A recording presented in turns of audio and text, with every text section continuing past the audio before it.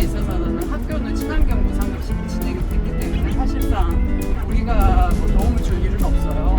그런데 살펴보니 뭐 지역아동센터라든지 아니면 좀 방학 때 학교 돌봄급식이라든지 이런 것들 보니까 굉장히 낮은 단가에 이제 아이들 음식, 똑같은 아이들이 먹는 음식인데도 학교 급식과는 비교할 수 없이 열악한 상황인 걸 봤고, 그리고 우리가 한번 중간에서 좀 더 좀 나아지는 방향으로 역할을 할 수 있지 않을까라고. 처음에 준비하는 거는 식단이 제일 중요해요. 식단. 애들이 잘 먹으면서도 건강하게 만들어야 돼요. 처음에는 이것저것 다니다가 애들이 너무 안 먹어가지고 애들이 나물 같은 걸 너무 많이 남겨가지고 이걸 무슨 해줘야 되나 이런 기억이 있었는데, 약간 이제 애들 입맛에 맞추면 조리법을 좀 많이 부엌에서는 그걸 제일 많이 신경 써요. 사실 그래도 사회적 기업이고 인건비 조금이라도 지원을 받았으니까 그게 운영이 가능했지, 일반적인 업체들은 이걸 어떻게 단가를 맞출까 생각이 많이 들어요. 그런데 금천 같은 경우는 다른 지역들은 그래도 자활이나 이런데, 자활은 인건비가 안 나가니까 사실 그런데 아니면 이런 걸 맞추기가 쉽지 않다고 생각하는데, 우리 금천구 같은 경우는 일반 민간 업체가 꽤 많이 장악을 하거든요.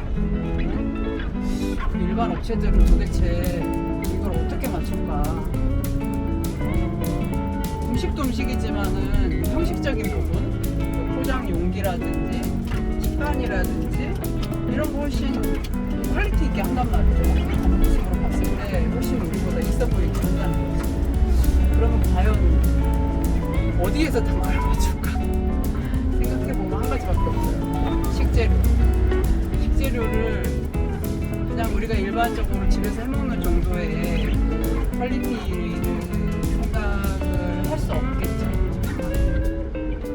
왜냐하면 식단을 강제하지는 않으니까, 돌봄급식의 식단은 이렇게 가야 된다라고 규정해주지는 않기 때문에 이제 업체가 식단을 제시하는 거니까 식단을 짜서 그 식재료의 질이라든지 이런 것들을 일일이 따질 수 없는 단가인 거죠.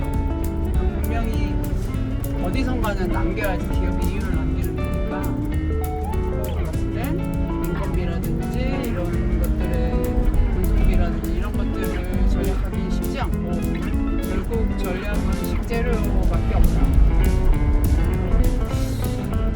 총체적으로인 문제는 급식 단가가 현실화돼야 되는 게 문제고, 다 무상급식으로 실현하고 있는데 왜 방학 때 돌봄만큼은 학부모가 자부담을 해야 되냐, 이런 부분에 대한 문제식도 좀 생기고, 아무래도 그렇다 보니까 단가를 올리지 못하고 또 뭐 식빵이라든지 이런 것들도 다 제공을 해줘야 되고, 그런 열악한 상황에 있어서 결국 그 열악한 상황에 가장 피해를 보는 것은 아이들이다.